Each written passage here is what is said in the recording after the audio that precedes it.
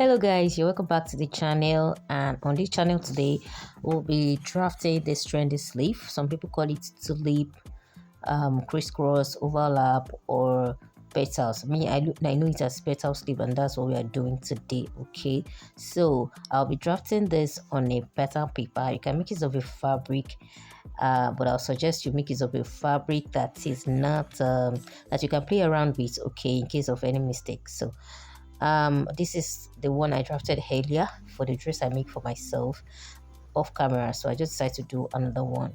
Okay, so I'll be drafting on a pattern paper, so make sure the pattern paper or fabric is on fold. Is really important. Okay, so let's start from this edge. Now you come down by 3 inches, and that will start as our starting point. Okay, we are making use of the whole length actually, so but that is our starting point. So from that 3 inches you will determine the length of your sleeve. Okay, this sleeve is not necessarily a kind of sleeve that should be too long, so I would suggest between 11 to 12 inches, but for myself I'll be making use of 10 inches, then 1 inch seam allowance, that's 11 inches. Okay, so yours can be 12, or depending on the body size. So let me just draw a straight line so it will be clearer. That's where we start from, and this is the length of the sleeve. Okay, so our starting point and the sleeve length. Okay, so the width of the sleeve, the round sleeve, depends on how wide or how smart you want it to be. But for me, I want it to be in between, not too wide and not too smart.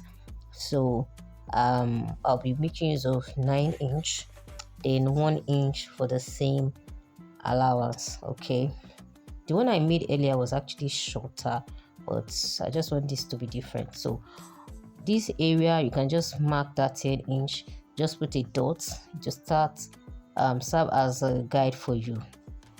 So from this, on this starting point line, you come in by 3 inches. It can be 4 actually, depends on how you want it, because we'll be connecting to the edge, then back to the 10 inch we marked earlier from this top to this point. Okay, so because there will be some pleats on this area, and that depends on how much curve you have there, because we have to connect just like we always do for our basic sleeve. Okay, but this is just a bit different because of the puff we will have there. So now I'll just connect the dots.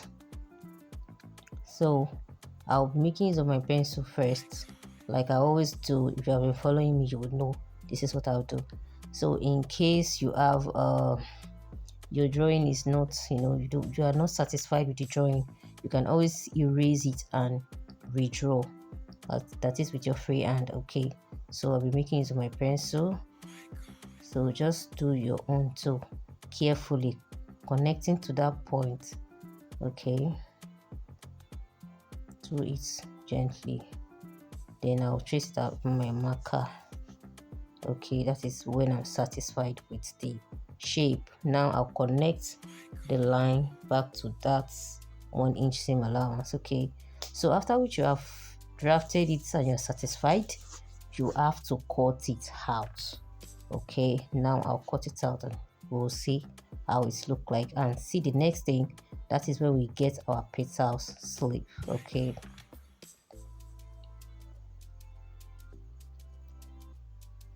so be careful around this point so you don't tamper with the shape. Okay, so after cutting, kindly notch the center before cutting out this petal shape. You need to make a notch. Okay, so this is what we have after cutting, and this is where we determine our overlapping. Okay, this is why some people call it overlap, I guess. Okay, so as you can see, this one I already drafted it and I wrote it on it. Okay,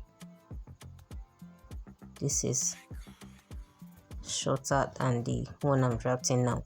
So now from the center, or let me say from the side, this will depend on where you want the overlapping to start from. So either 5 or 6 inches.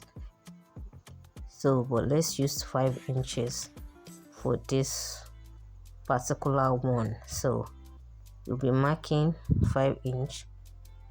Okay, then from that 5 inch, remember we have 1 inch seam allowance by the side here, so you don't forget, you mark out the 1 inches first, then you connect from that point down to that 1 inch. Okay, making use of your curve rule. It's not necessary you have this kind of curve rule.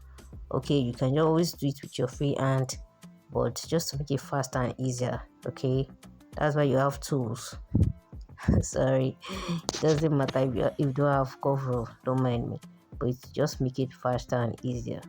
Okay, so me, I like to make use of what I have. Okay, so this, now we have 2 parts, so I'll label it 1 and 2. So we will be needing 2, we won't need 1. Okay, so we'll be cutting out the 1 and making use of the 2, because we'll be cutting 2 of it. Okay, so now this is the part we are cutting on this line. Okay, so I'll just do that now.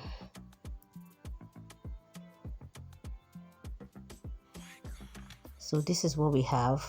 Now this is another fresh pattern paper. So assuming you drafted on your pattern paper and you want to transfer to your fabric, this is how you place it on it. Make sure it is unfold so that you get asymmetric when you are done. But for this tutorial, I'll be placing it on a paper like so, because by the time I finish cutting, I'll have 2.